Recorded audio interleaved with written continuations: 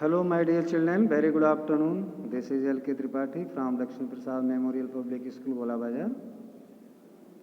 Welcome back to the new video. That is from your geography portion. The topic is population composition. What is the population composition?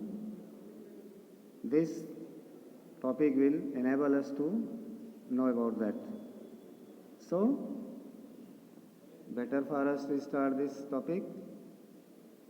Another important aspect of human resource besides its distribution is its composition. A study of the composition of population includes a study of the age structure. Population composition study enable us to study about the age structures also, sex composition, rural-urban settlements, rural-urban segments, occupational structure, literacy levels, as well as language, religion, and races or ethnicity. By study of this composition, we shall come to know about all such types of things which is the part of our structure, parts of our life, parts of our society. In various ways, through the population composition, we will come to know about different types of points as we have seen over here. First of all, the age structure. What is the age structure? The age structure explains the percentage of a country's population in different age groups. A study of the age structure gives a direction to planning and development work in human resources. Normally, an age pyramid shows the segment of population in the age groups 0 to 4 to 9 and so on till 75 plus. While the numbers of males and females are shown on the horizontal axis, the age groups are depicted on the vertical axis. You will get the draft here. This is the pyramidal structure of the population composition. Age group pyramid, vertical to horizontal we shall study. And this is the matter to study in the classroom on the blackboard through demonstration and through the explanation properly on the board. But for your better convenience, this is shown here by your teacher. Rest, just returning to the school, we shall discuss about this. Normally, an age pyramid shows the segment of population in the age group. Again, we are saying it 0 to 4, 5 to 9, and so on till 75 plus. These age groups are known as the independent. These age groups are known as the dependent groups. मतलब ये independent नहीं है, स्वयं पर आधारित नहीं है, ये इंटरडिपेंडेंट हैं, दूसरे पर आधारित हैं. क्योंकि इस एज के लोग जो है खुद से कुछ नहीं कर पाते हैं, दूसरों पर इनको आश्रित रहना पड़ता है। We can call the age group 0 to 14 as young or dependent. 0 to 14 जैसा हमने ऊपर डिस्कस किया, ये डिपेंडेंट ग्रुप है। 15 to 64 as the adult और वर्किंग एज ग्रुप, ये वर्किंग एज ग्रुप है। 15 to 64 ये इनसे अपेक्षा की जाती है कि ये अर्न कर सकते हैं, लाइवलीहुड करेंगे और जीवन को सही तरीके से जी लेंगे।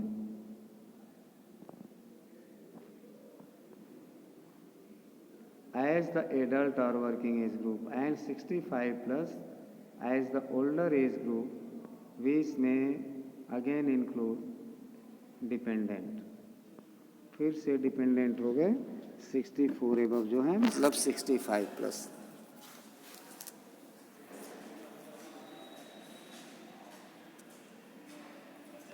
In a country where the age group pyramid has a broad base that narrows upwards, we can see that the highest number of people is in the younger age group. A high birth rate and a low infant mortality rate contribute to this. The younger age group is non-productive and comprises a large dependent population. This age structure is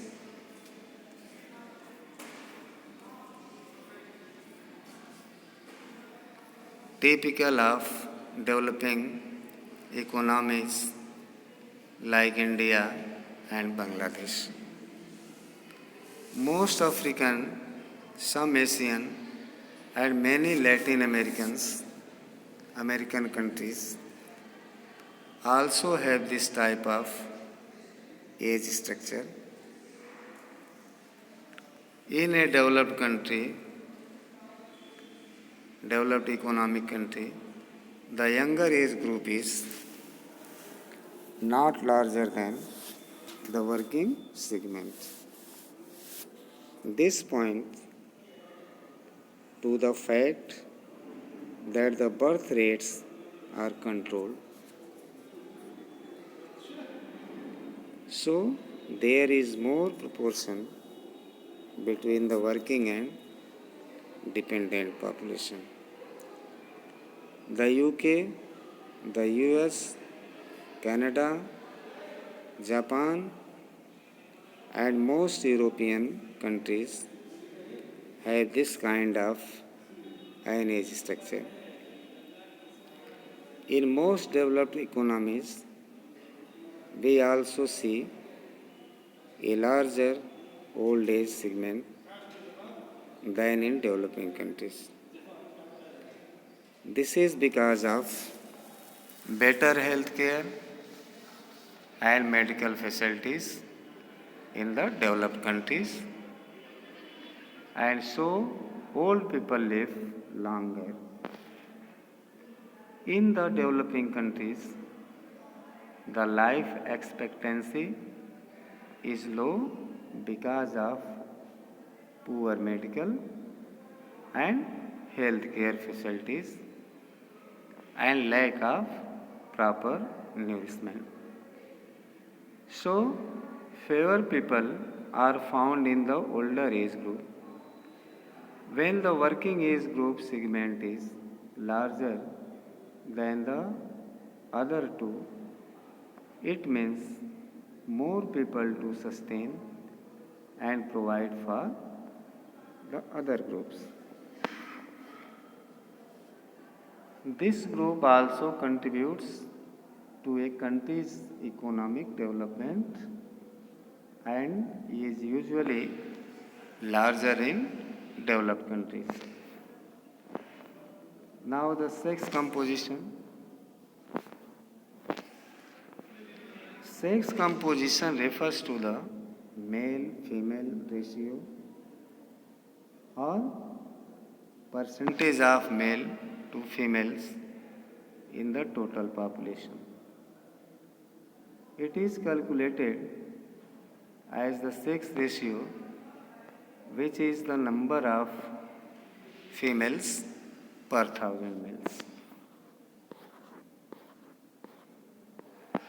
Understanding the sex ratio is important as it allows forecast of future population trends and therefore planning for the future population development.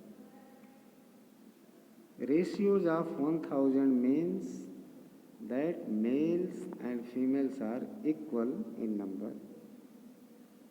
If it is over 1000, it implies more females than males. A favorable sex ratio. It is an unfavorable sex ratio when there are less females per 1000 males.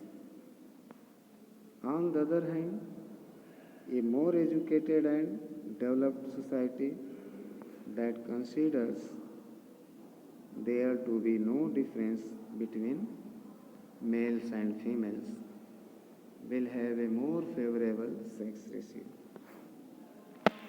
Literacy rates.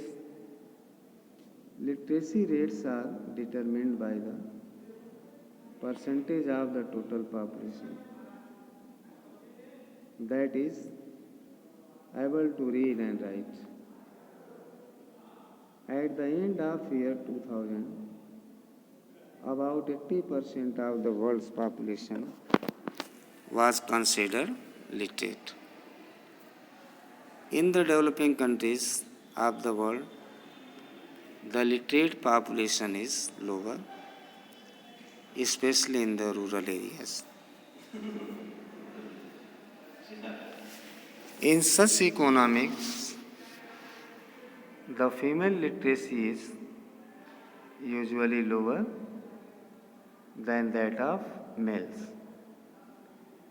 In developed countries, almost the entire population is literate and there is virtually no difference between male and female literacy rate levels.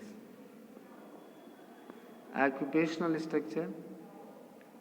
Occupational structure gives an idea of the number of people within the total population engaged in different activities to earn a livelihood. First is primary activities, which include agriculture, animal rearing, forestry, fishing, and mining.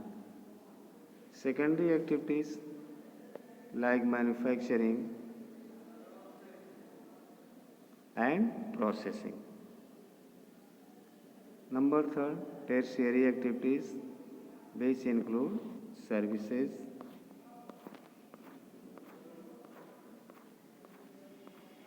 transport and communication and trade. The most developed a country is, the greater is the percentage of population in the secondary and tertiary sectors. A greater percentage of people engaged in primary activities points to a developing economy.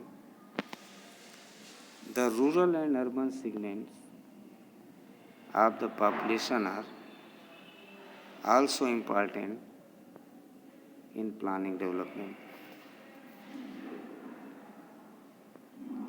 While 48% of the world population was living in towns and cities in 2004, India had 72.18% still living in rural areas.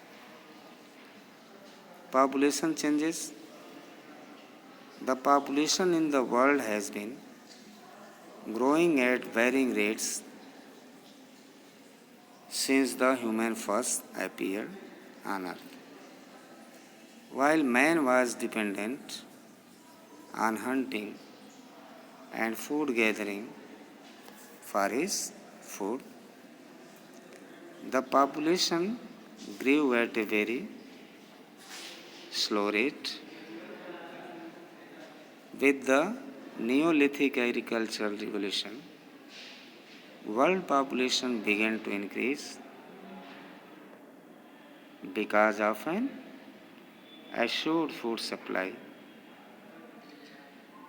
Then, expansion of trade set the stage for a more rapid population growth, and in 1650 it is believed to have touched about 550 million. With the Industrial Revolution in the 18th century, we see the most remarkable increase in population as the resource base expanded and scientific and technological advancements improved the quality of life. Between 1750 and 1900, world population nearly doubled from 700 million to 1.7 billion. In the 1960s, the remarkable advances in medical sciences had a profound influence in reducing the death rate and expectancy all over the world increased. Though death rates declined considerably, the birth rates, especially in Asia and some countries in Africa, continued to rise. So, the greatest growth of population has been in the developing countries and continues to be so. In the developed Western countries, on the other hand, the natural growth rate of population has decreased considerably, as along with death rates, the birth rates have also fallen. So we have to see more about this type of study and explanation further ahead. So in the next video, we will get more information about all these types of facts. Till then, bye bye. Have a nice day.